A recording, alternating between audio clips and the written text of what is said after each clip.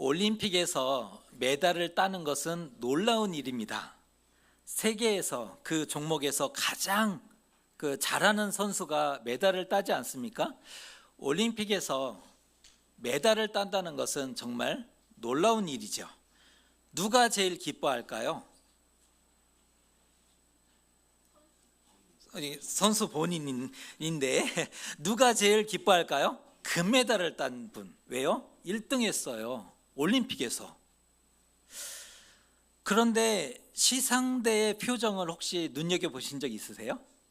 시상하러 올라갈 때 1등, 2등, 3등 이렇게 시상대에 올라갔을 때 그 표정을 보면 의외의 경우가 있다는 겁니다. 은메달 수상자는 울상인데 금메달은 당연히 기쁘죠. 자기가 1등 했어요. 금메달은 당연히 기쁘고, 그런데 은메달 수상자는 울상인데 동메달을 딴 선수가 환하게 웃는 일을 종종 볼 수 있다는 거예요. 이유가 있죠. 2등은 1등을 할 수 있었는데 못했어요.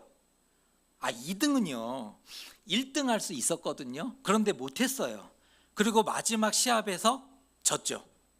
반면 3등은 메달을 못 딸 수 있었는데 땄어요.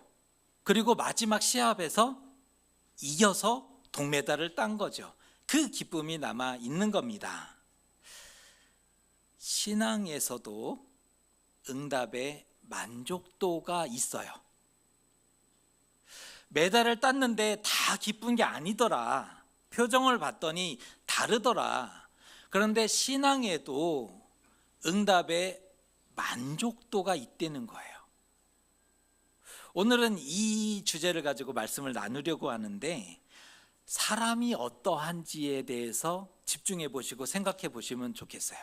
사람이 그런 존재구나 라는 것을 생각하는 그런 시간을 가져보려고 합니다. 우리가 묵상집 이제 새해가 됐고 1월이 되면서 묵상집의 본문이 바뀌었습니다. 어디 본문이죠? 마가복음. 마가복음의 본문을 읽고 오셔야 되는 거예요. 마가복음 말씀을 읽어보면 이상하게도 많은 기적들이 언급이 돼요. 마가복음의 말씀은 기적이 참 많은데, 심지어 예수님의 설교나 예수님의 가르침보다도 기적이 더 많아요. 못 느끼셨어요? 마가복음은 짧은 말로 이어져요. 그 마가복음의 서술 구조는, 문장 구조는 길지가 않아요. 짧은 구조로 이어져 있고, 마가복음 자체도 짧죠. 16장으로 되어 있는데, 이 짧은 말씀 안에 예수님의 설교나 가르침보다도 기적이 더 많이 기록되어 있다는 거예요. 이유가 있는데, 병고침과 축기와 같은 신적인 능력을 행하시는 바로 이 예수님이, 바로 그분이 하나님의 아들이심을 강조하기 위한 마가의 그런 강조점입니다. 그래서 마가복음에는 예수님의 가르침이나 설교보다도 기적의 사건들을 더 많이 일부러 기록하고 담고 있음을 볼 수가 있는 겁니다. 오늘도 그 중에 하나, 중풍병자가 언급이 되죠. 중풍병자에게는 친구들이 있었는데요, 친구들은 예수님에 대한 소문을 듣고 생각했다는 거예요. 그 친구들이 예수님에 대한 소문이 들려왔고 그 소문을 듣고 생각했다는 거예요. 예수께서 각종 병든 사람을 고치시고 많은 귀신들을 내쫓아 주셨다면 친구의 중풍병도 고쳐주시지 않으실까? 라고 누가 생각했다고요? 친구들이 생각을 했대요.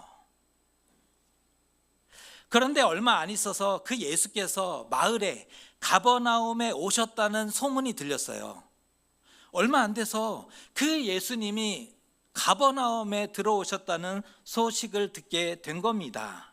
이건 기회죠. 하늘에 준 기회인 겁니다. 서둘러 침상을 둘러매고 예수께서 계시는 집으로 달려갔지 않습니까?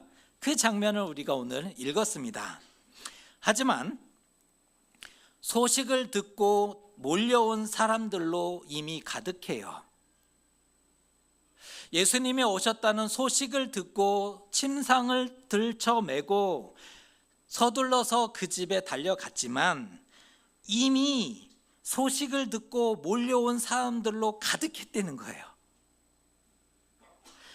건강한 사람들이 더 빨라요. 건강한 사람들이 보다 유리하죠. 아닌가요? 건강한 사람들이 더 빨라요. 소식 듣고요, 달려가요. 건강한 사람들이 더 유리하죠. 반면 병자들은 언제나 늦죠. 병자들은 언제나 늦어요. 더 많이 노력하고 힘써도 빠르기가 쉽지 않아요. 더 많이 노력해요. 더 많이 힘쓰죠. 하지만 빠르기가 쉽지는 않아요.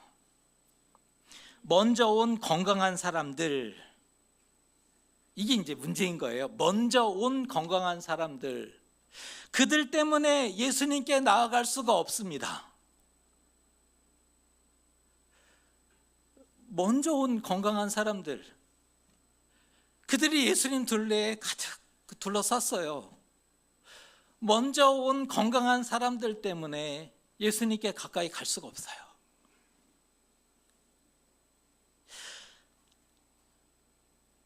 가까이 가야 옷자락이라도 만지고 불쌍히 여겨달라고, 고쳐달라고 호소라도 해볼 수 있을 텐데 방법이 없어요. 가까이 가야 뭐 옷자락이라도 만져볼 거 아니에요. 가까이 가야 좀 불쌍히 여겨달라고, 고쳐달라고 한번 호소라도 해볼 수 있지 않습니까? 그런데 건강한 사람들 때문에 가까이 갈 수 없어요. 집 앞에까지 사람들로 가득 모였다, 이렇게 써줘요. 집 앞에까지 사람들이 가득가득 모였다라고 써줍니다. 몇 명쯤 모였을까요? 저 이런 거 굉장히 좋아해요. 몇 명쯤 모였을까요? 성경을 읽으면서 다 은혜스럽다, 아멘, 믿습니다. 제발 그렇게 믿지 마시고 몇 명쯤 모였을까? 이런 거를 좀 생각을 해보셔야 되는데요. 먼저 어촌 마을이죠. 가버나움 어촌이에요. 어촌 마을의 밀집 가옥. 왜 밀집이었느냐? 사면의 벽을 다 세우고 내가 건축을 하면 네 면을 내가 건축을 해야 돼요. 그러나 한 면을 붙여서 지으면 세 면만 하면 집이 되죠. 땅을 파서 지으면 두 면이 땅 속에 묻혀 있으면 두 면만 지으면 집이 완성이 되고요. 그래서 밀집 가옥이 생길 수밖에 없는 구조인데, 당시 가버나움 어촌 마을, 시골 어촌 마을의 그 집이 얼마나 컸을까요? 당시 시골에 길은 얼마나 넓었을까요? 표정을 보니까 한 번도 생각 안 해보신 것 같은, 이 시골 마을 1세기에 그 집은 얼마나 컸고 마을의 길은 얼마나 넓었을까? 대궐 같은 집을 생각하시면 안 됩니다. 대로 막 로마가 다스리던 때니까 막 어디든 길을 다 뚫어놓고 마차가 달리고 말이 달리, 그런 거 생각하시면 안 돼요. 시골입니다. 시골. 1세기 가버나움의 흔한 돌집은, 돌집으로 주로 지었는데, 돌집은 방 한 칸이 전부였습니다. 얼마나 넓었을까? 학자들이 추정을 했는데, 학자들이 이런 거 잘하잖아요. 전문가니까. 성인 50명을 집 안에 꽉 밀어 넣는 거예요. 그러면 옴짝달싹 못하도록 밀려 들어가면 50명 정도가 들어갈 수 있는 방 하나의 집이라는 거예요. 그러니까 옴짝달싹 못하고 50명 정도 들어가요. 그렇게 봤을 때 그 방 한 칸인데 거기에는 주방도 있죠. 거기에는 거실도 있고요. 거기에는 자기들 나름대로 여기까지는 안방이에요. 여기까지는 아이들이 자는 아이들 방이라고 생각을 할 거고요. 또 여기까지는 동물들도 집 안에 마구간이 따로 있지 않고 집 안에 같이 살았잖아요. 양 몇 마리. 그러면 동물들이 거하는 공간, 여기는 그다음 동물의 집. 그 방 한 칸에 50명이 겨우 들어가서 서 있을 그 공간에 주방도 있어요. 불도 떼야 되죠. 요리를 해야 되니까 주방 공간과 식탁도 있어야 되겠죠. 거실도 있어야 되겠죠. 안방도 있어야 되겠죠. 아이들의 방도 있어야 되겠죠. 동물들의 공간도 분할해 줘야 되겠죠. 엄청 넓었겠죠. 그러지 않았겠죠. 이미 제자들과 집주인이 앉아 있어요. 자, 그러면 나머지 공간에 몇 명이 들어갈까요? 50명이 꽉 들어가서 서서 겨우 있는데 제자들과 예수님과 집주인이 앉아 있어요. 최소 14명, 13명은 앉아 있는 거죠. 그러면 어른 몇 명이 겨우 들어가서 서 있었을까요? 20명이 들어가기가 불가능한 공간만 남아요. 가재도구가 아무것도 없어도 20명밖에 들어가지 못하죠. 문 앞까지도 들어설 자리가 없었다. 이 기록은 맞아요. 겨우 20명 들어갔고 나머지는 문 밖에 서 있을 수밖에 없는 겁니다. 예수님 근처에는 제자들과 말씀을 듣고 있는 자들이 있고요. 얼굴이라도 한번 보려고 까치발을 들고 목을 빼고 보는 사람들도 있었다는 거죠. 얼굴이라도 좀 한번, 어차피 목소리는 안 들리고 얼굴이라도 좀 한번 봐야 되겠다. 까치발을 들고 목을 빼고 보는 사람들도 있었고요. 병고침을 받기 위해서 기회를 엿보는 이들도 있었어요. 조금 더 가벼운 분들은, 그 질병이 조금 더 가벼운 분들은 갈 수 있는 거잖아요. 건강한 사람들도 있었지만 조금 더 가벼운 사람들은 그 소식을 듣고 예수님 앞에 갔으니까 어떻게든 예수님 앞에 가서 고침을 받아볼까 생각하는 사람들도 있었죠. 그들 모두가 중풍병자의 입장에서는 경쟁자입니다. 건강한 사람들도, 먼저 와서 진을 치고 있는 병자들도 중풍병자의 입장에서는 경쟁자입니다. 또한 동시에 가장 큰 방해자들이죠. 건강한 사람들이 없었으면 좋겠다. 예수님 주변에 사람이 아무도 없었으면 좋겠다. 병자들이 좀 없었으면 좋겠다. 그러면 중풍병자는 예수님을 바로 만날 수 있으니까. 중풍병자의 입장에서는 모두가 경쟁자입니다. 그리고 가장 큰 방해자들이죠. 삶은 공평하지 않아요. 여러분 알고 있죠? 삶은 공평하지 않아요. 모두에게 동일한 기회가, 모두에게 동일한 은혜가 주어지지 않죠. 예수님 당시에 얼마나 많은 사람들의 병자가 있었어요. 예수님이 모든 사람을 고쳐주신 게 아니에요. 모든 사람을 다 찾아가서 손잡아 주신 게 아니에요. 누군가는 만났고 누군가는 고침을 받았지만 누군가는 만나지 못했을 뿐더러 누군가는 만났어도 고침받지 못했어요. 삶은 공평하지 않죠. 모두에게 동일한 기회와 은혜가 주어지지 않아요. 오늘이 일생 마지막 기회일 수 있어요. 이 중풍병자의 입장에서는 오늘이 마지막인 거예요. 오늘 고침받지 못하면 평생 이 모습, 이 모양으로 살다가 죽어야 합니다. 오늘이 마지막이에요. 친구들의 마음이 조급해졌어요. 왔는데 막혔어요. 친구들의 마음이 조급해졌고 무슨 일이 있어도 오늘은 예수님 앞에 가야 되겠다라는 결정을, 다짐을 하게 됩니다. 자신들의 문제 때문이 아니었어요. 자신들의 문제를 강구하러 왔다면 나 부끄럽죠. 예수님, 다른 사람은 모르겠고 나만 좀 고쳐주세요 했다면 그거 이기적인 거고 나 부끄러워요. 하지만 자신들의 문제가 아니었어요. 자기 욕심을 채우기 위해서 온 게 아니었어요. 오직 친구의 병을 예수님께 구하기 위해서 온 거죠. 친구의 처지가 봤더니 너무 불쌍해요. 얘 친구인데 봤더니 너무 불쌍한 거예요. 이들 보면 기본적으로 심성이 착합니다. 친구를 보고 불쌍히 여기, 아직까지 친구 해주는 것만 해도 착한 거잖아요. 이 친구가 지금 10년이 됐을지 20년이 됐을지 모르잖아요. 그런데 가족도 아닌데 친구 해주고 있어요. 아, 착한 사람들이다 이들은.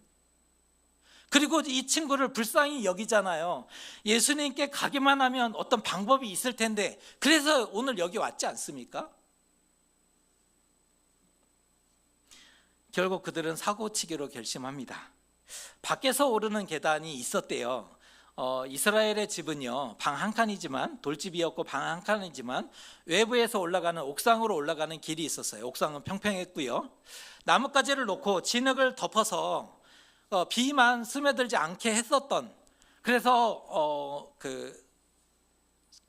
지붕을 튼튼하게 하지 못하면 무너지는 경우도 있었고요, 비가 오면 새는 일들이 있어서 비 오는 계절에 건기와 우기가 있으니까 우기 오기 전에는 지붕을 반드시 손보아야 하는 그런 일상이 반복되고 있었죠. 근데 옥상으로 올라가는 계단을 통해 올라갔어요. 그리고 진흙을 걷어내면, 그리고 나뭇가지를 파헤치면 안이 훤히 들여다 보이는 그런 구조였던 거죠. 그래서 나뭇가지를 파헤쳤어요. 그리고 친구의 침상을 내려 보냅니다. 그렇게 쌩 난리를 치며, 멀쩡한 집에 지붕을 뜯었으니 이거 쌩 난리잖아요. 난리를 치며 친구의 침상을 내려 보냅니다. 혼자였다면 안 됐을 거예요. 혼자였다면 사람들이 당신 왜 그러세요? 그러면 움찔하고 위축되죠. 하지만 친구들이 있었기 때문에 다행이고 용기 낼 수 있었어요. 그래서 함께라는 게 중요합니다. 그래서 공동체가 중요한 거예요. 혼자였다면 누군가가 당신 왜 그래요? 그러면 포기해버렸을 거예요. 내일도 아닌데 굳이 이런. 그러나 친구들이 있으니 좀 기다려보세요. 사정이 있어요.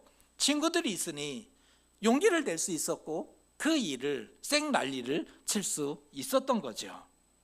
마침내 비상한 해결책을 찾았고요, 정상적이지는 않잖아요. 비상한 해결책을 찾았고요, 마침내 예수님 앞에 나아가게 됩니다. 이런 기괴한 장면은 처음입니다. 하늘에서 내려오는 것은 비가 내리죠. 어제 우리가 내렸던 눈처럼 하늘에서 내려오는 것은 눈이 되어야 합니다. 하늘에서 내려오는 것은 비나 눈이고요, 요즘은 우리가 황사도 내리죠. 이게 이변 때문에 되어지는 거지만 그래도 하늘에서 내리는 거예요. 하늘에서 정상적으로 내리는 건 비가 내리는 게 맞아요. 눈이 내리는 게 맞고요, 또 바람이 세게 불면 흙먼지가 내리는 게 맞죠. 특별한 경우에 천사가 내려와서 계시하기도 합니다. 그런 일들이 드물지만 천사가 내려와서 계시하기도 한다니까요. 하늘에서 내리는 것은 그런 것들이 일반적이죠. 하지만 오늘 같은 경우에는 하늘에서 뭐가 내려요? 환자가 내려옵니다. 어떻게 해요? 침상체. 특별한 일이다. 이것을 보고 예수님은 어떻게 반응하셨을까요? 5절입니다. 우리가 같이 한번 읽어보겠습니다. 예수께서 그들의 믿음을 보시고 중풍병자에게 이르시되 작은 자야 내 죄 사함을 받았느니라 하시니.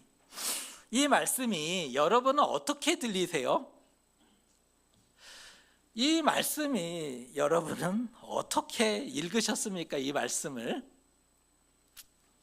친구들이 무엇을 기대했을까요? 병고침. 사람들이 무엇을 기대했을까요? 하늘에서 병자가 내려왔어요. 친구들이 기대한 거는 병고침이고 사람들이 기대한 건 뭘까요? 기적. 우리 소문만 들었는데 오늘 눈앞에서, 그래 일찍 오기 다행이야, 오늘 눈앞에서 병자가 고쳐지는 것을 볼 수 있겠구나 기대했지 않겠습니까? 친구들은 당연히 그 목적을 가지고 왔으니까 중풍병자가 고쳐지는 것을 기대했을 거고요, 병 고침을 기대했을 거고, 사람들은 무엇을 기대했을까요? 하늘에서 병자가 내려왔다니까요. 오늘 그 기적을 내 눈으로, 맞아, 일이 있었는데 거기 안 가고 여기 오기를 잘했지, 네, 지금 문 앞에 들어왔잖아요, 집 안에 들어왔잖아, 이걸 오늘 볼 수 있겠구나. 그런데 완전 실망이지 않습니까? 내 죄사함을 받았느니라? 완전 실망입니다. 내 죄사함을 받았느니라? 지금 상황이 무슨 말도 안 되는 소리를 하고 있어요. 이게 말이 안 되는 거잖아요. 얼마나 많은 세월을 고생하고 아파하고 고통했어요. 중풍병자 얼마나 오랜 시간을 아파했습니까? 고통했습니까? 이 당시 사람들의 생각에 죄 때문에 된 거잖아요. 질병은 죄 때문이에요. 귀신 들림은 죄 때문이에요. 그 당시 모두가 그렇게 생각했어요. 그것 때문에 얼마나 고통스러웠어요. 몸 아픈 것도 아픈 거지만 자신은 버림받은 존재예요. 하늘로부터. 그래서 삶이 철저히 무너졌거든요. 그래서 자신의 삶은 사라져 버렸어요. 삶이라는 게 존재하지 않아요. 이 땅에서는 저주받은 존재거든요. 얼마나 죄가 많았으면 중풍병자로 그렇게 살아가겠어요. 그런 사람은 놀리는 거 아니죠. 그런 아픈 사람은, 그런 마음이 괴로운 사람은 놀리는 거 아닙니다. 따뜻하게 품어주고 더 안아줘야 합니다. 그래도 마음이 병들고 메말랐기 때문에, 마음이 병들 수밖에 없는 거예요. 몸이 병든 거는 뭐 어차피 생긴 일이고, 마음이 병들었기 때문에 꽁꽁 숨어서 도무지 세상으로 나오려고 하지 않으려고 할지 몰라요. 아무리 초대를 해도 꽁꽁 숨고 세상으로 나오려 하지 않을지 몰라요. 그런데 예수께서 사람 놀리고 계세요. 이거 완전 놀리는 겁니다. 병자에게는요, 몸을 고쳐주는 의사가 최고예요. 병을 고쳐주는 사람이 최고죠.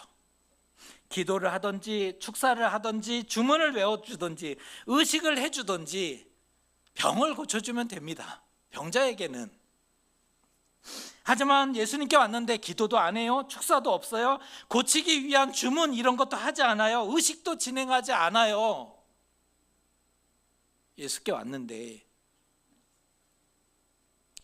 내 죄사함을 받았느니라.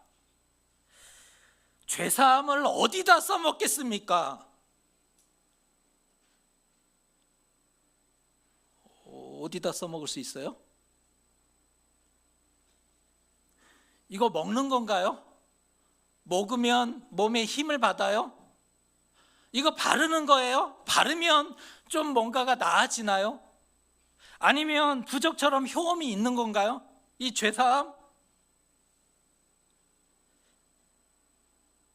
연초인데 부적, 우리 그리스도인들이 부적 좋아한다 그러대요. 이거 웃어야 되는 건지 모르겠지만 그리스도인들이 부적 좋아한대요. 뭐 그럴 수도 있겠다. 저 열려진 사람이에요. 아, 그럴 수도 있겠다. 불행을 막아주나요? 막아줄 수 있다면 갖는 것도 나쁘지 않겠다. 아, 막아준다는데. 근데 이 죄사함, 불행 막아주는 거예요? 먹는 것도 아니고 바르는 것도 아니고 불행을 막아주는 것도 아니면 어디다 써먹을 수 있을까요? 예수님 그렇게 안 봤는데 진짜 너무하지 않습니까? 친구들이 기대했고 사람들이 보기 원했던 장면은 모든 사람이 지금 오늘 이 자리에 있었던 모든 사람, 친구들뿐 아니라 그 자리에 있었던 모든 사람, 제자들까지도 그들이 보기 원했던 장면은 병고침입니다. 내 자리를 들고 걸어가라. 이 선포가 그들 모두가 기대했던. 하지만 예수님은 사람들이 원하는 걸 주지 않아요. 죄사함을 선포하십니다. 왜 그러신 것일까? 사람의 마음이나 몸은 중요하지 않은 건가요? 그냥 구원만 받으면 돼요? 사람의 몸은 어떻게 살아도 상관없는 거예요? 그냥 구원만 받으면 감사하다고 해야 되는 걸까요? 예수님은 하나님의 아들이니까 자기 하고 싶은 대로 다 해도 돼요? 사람 인격은 그 인격쯤은 다 짓밟으면서 그런 신을 믿어야 되는 걸까요?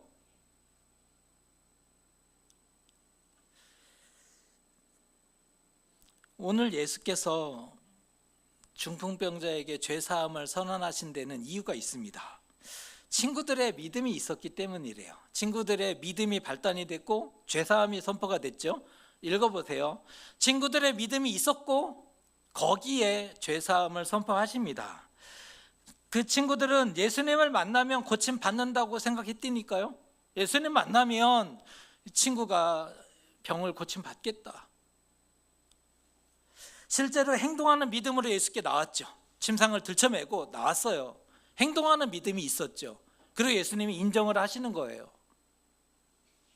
하지만 예수님은 죄사함을 먼저 말씀하십니다. 사람들은 비웃었고 친구들은 실망했고 병자는 또다시 무너졌어요. 내가 그렇지 뭐. 나는 어차피 버림받았어. 하늘에 버림받은 그런 존재일 뿐이야. 사람들이 비웃었어요. 친구들은 절망했죠. 실망했죠. 병자는 또다시 무너집니다. 지금 그게 중요한 게 아닌데, 그게 중요하지 않았어요. 눈치도 없고 분위기 파악도 못하고 뭐가 중요한지 모르시는 것 같아요. 지금 그게 중요한 게 아닌데 거기서 딱 사람들이 원했던 것을 던져줬을 때 얼마나 좋아했겠어요. 역시 박수 받을 수 있는 일이었지 않습니까? 예수님은 쓸데없이 논쟁만 키웠어요. 기다렸다는 듯이 서기관들이 정죄하잖아요. 서기관들이 왜 그 자리에 있었습니까? 어떻게 하면 책 잡을 것이 있을까? 고소할 것이 있을까? 눈 동그랗게 뜨고 바라보고 있는데 딱 걸렸어. 기다렸다는 듯이 서기관들이 이렇게 얘기합니다. 하나님 외에 누가 죄를 사하겠는가? 신성모독이다 라고 걸고 있잖아요. 예수님은 괜히 일만 크게 만들고 복잡하게 만드셨습니다. 사실인가요?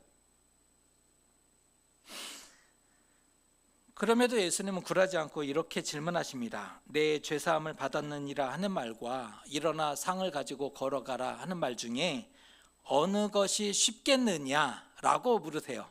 여러분은 어느 것이 더 쉽다고 생각하세요? 이때 당시 이 말을 들었던 모든 사람들은 틀림없이 죄사함이 쉽다라고 생각했을 거예요. 죄사함이 쉽다라고 모두가 생각했을 거예요. 그것은 외적 증상이 없어요. 그냥 받았다고 말하기만 하면 돼요. 죄사함을 받았느니라 라고 말하기만 하면 되는 거죠. 반면 병고침은 능력이 없으면 바로 뽀록 나요. 상을 가지고 걸어가라 했더니 안 움직여. 이러면 바로 그냥 들켜버리는 거예요. 능력이 없는 것이. 그런데 죄사함을 받았느니라 이건 말만 하면 되는 거잖아요. 사람들도 그것을 알죠. 똑똑한 사람들이 무엇이 더 쉽겠느냐? 죄사함이지 라고 생각했죠. 그런데 여러분, 죄사함이 쉬운가요? 병고침이 쉬운가요? 다 어렵죠. 다 어려운데 죄사함이 쉽겠습니까? 병고침이 쉽겠습니까? 죄사함이 그렇게 쉽고 간단하다면 예수께서 이 땅에 오실 필요가 없죠. 그냥 선언하면 되는 거죠. 죄사함을 받았느니라. 죄사함이 그렇게 간단한 문제라면 예수님이 생으로 고생하실 필요가 없는 거예요.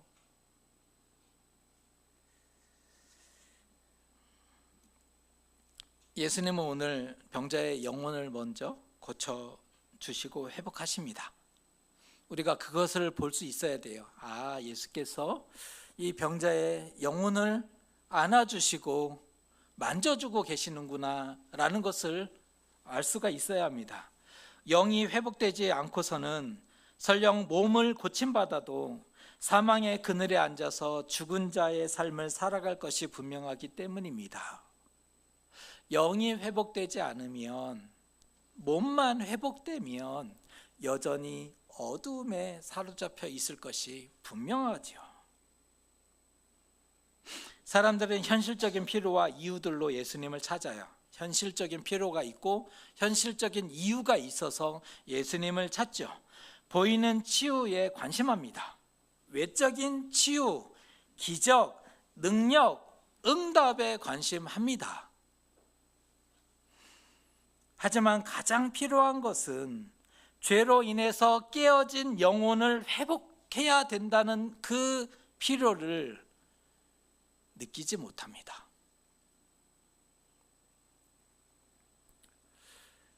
죄로 인해서 하나님과의 단절, 하나님과의 잃어버린 그 관계, 이것이 회복되어야 된다는 것에 대해서 깊이 생각하지 않죠. 자신에게 가장 중요한 것이 무엇인지를 모르기 때문입니다. 사람에게 가장 중요한 것이 무엇일까요?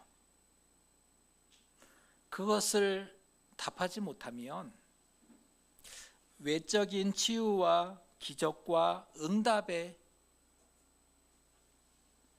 매달릴 수밖에 없습니다. 그런데 영이 먼저 살지 않으면 몸은 온전해지지 못해요. 영이 다시 잃어버린 하나님의 형상을 회복하지 못하면 몸은 온전해지지 못하는 겁니다. 몸만 고침받게 되면 예수님과 가장 멀어질 수도 있어요. 그래서 예수께서 모든 사람을 다 고쳐주신 것이 아닌 이유가 몸만 회복되면 예수님과 가장 멀리 설 수 있는 그런 존재가 될 수 있기 때문입니다. 차라리 고침받지 않았다면 예수님 앞에 있었을 텐데, 차라리 고침받지 못했다면 구원 안에 있었을 텐데, 우리는 어떻게 예수님을 만나고 있으십니까? 죄 용서가 실망스러운 것은 아니십니까? 원했던 것이 아니라서 그래서 화가 나신 것 아니세요? 그래서 서운해 하시지 않으셨습니까?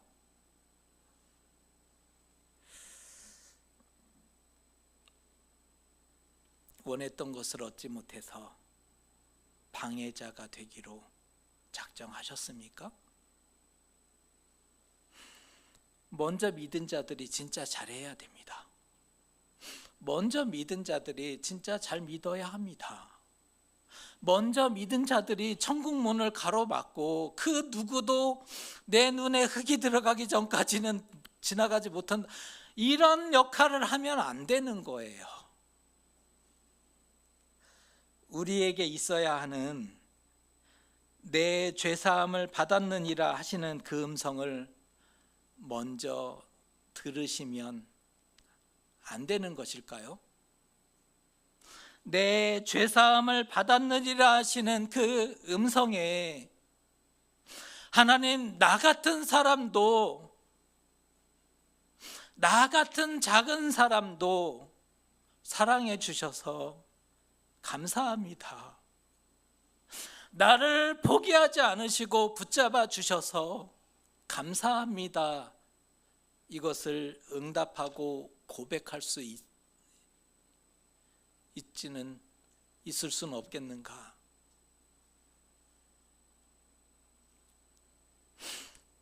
우리에게 있어야 하는 것은 잃어버린 하나님의 형상을 회복하는 겁니다. 그리고 저는 올 한 해 2024년을 걸어가는 여러분을 응원할 때 내 상을 가지고 걸어가라 하시는 음성을 저는 응원하고 기도할 따름입니다. 먼저는 예수께서 나를 사랑하셨다는 그 은혜와 감격이 우리 안에 담겨 있어야 하고요. 그 다음에 내 상을 가지고 걸어가라 하시는 그 음성까지를 놓고 기도하고 기다려야 하는 거죠. 올 한 해 어떻게 걸어가시겠습니까? 내 죄사함을 받았느니라, 이 음성이 더 선명하게, 더 감격적으로 그 은혜가 너무나 큼이 다시 깨달아져서 감사하고 찬양하는 한 해를 걸어가게 되시기를 주님의 이름으로 축복합니다. 기도하겠습니다. 친구들은 병고침이 목적이었고